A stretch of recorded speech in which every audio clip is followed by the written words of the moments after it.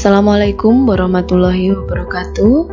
Selamat datang kembali di kelas Ibu Hamil Gensip, Generasi Sehat Indonesia Produktif, salah satu inovasi dari Puskesmas Kampak.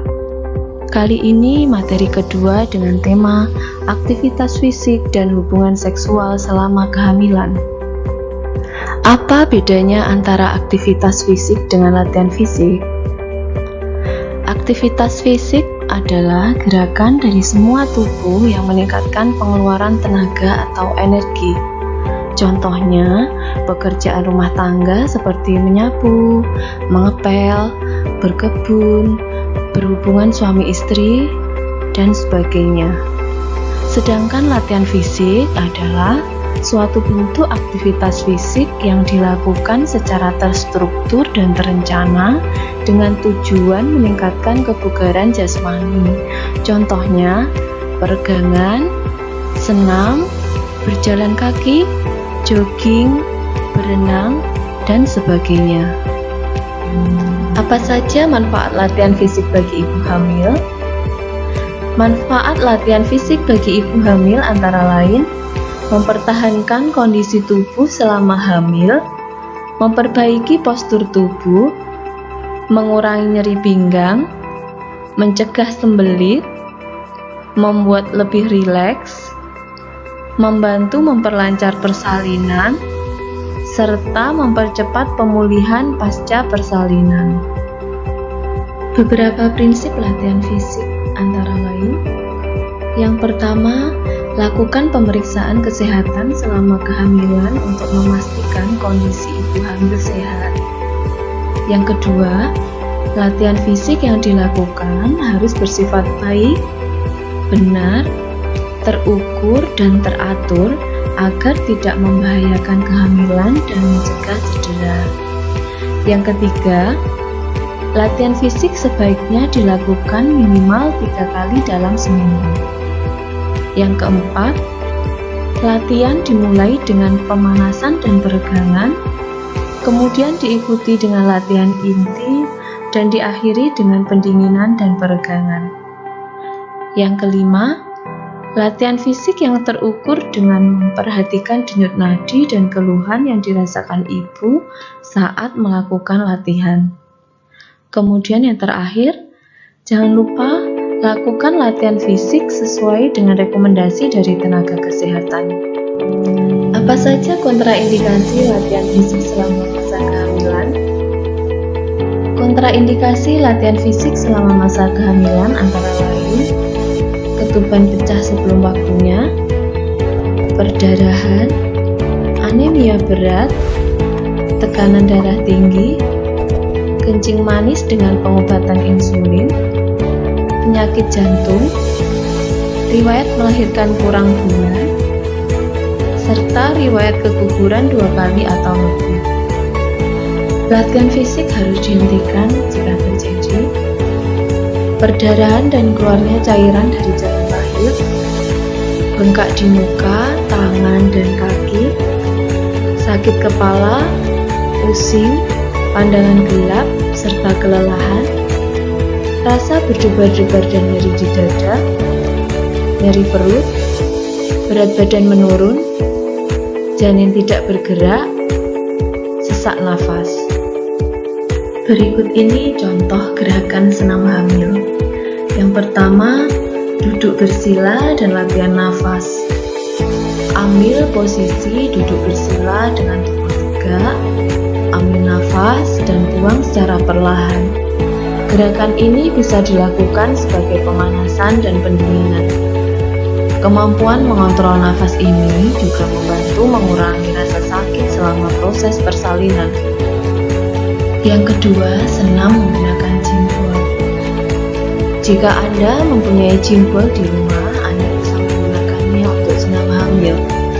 Caranya, duduk di atas jimbol, pastikan duduk dengan sempurna agar tidak tergelincir. Gerakan pinggul Anda memutar diikuti dengan jempol yang ikut memutar. Yang ketiga, posisi child pose. Gerakan ini membantu memperpanjang otot dasar panggul dan mengurangi rasa tidak nyaman. Caranya, Berlutut dengan tumit, lalu condongkan tubuh ke depan perlahan-lahan dan arahkan kedua lengan ke depan, lalu tarik nafas dalam-dalam. Luruskan lengan di atas matras sambil menopang kepala yang juga menghadap ke bawah. Jika Anda tidak nyaman karena perut Anda yang sudah membesar, maka Anda bisa memposisikan duduk agar lebih tinggi. Gerakan ini membantu kepala bayi cepat masuk ke rumah panggul. Yang keempat, posisi deep squat. Gerakan ini membantu merilekskan dan memperpanjang otot dasar panggul dan meregangkan bagian perineum yang membantu proses persalinan. Caranya, berdiri dengan kaki lebih lebar dari pinggul, kemudian jongkok perlahan-lahan dengan posisi kedua tangan menempel bersama di depan dada. Yang kelima, senam Kegel. Gerakan ini berfungsi untuk memperkuat otot-otot dasar panggul yang akan berperan besar ketika proses persalinan.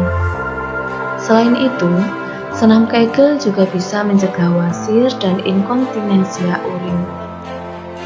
Caranya, berbaringlah di lantai, lalu tarik otot-otot panggul dan tahan selama 3 hitungan.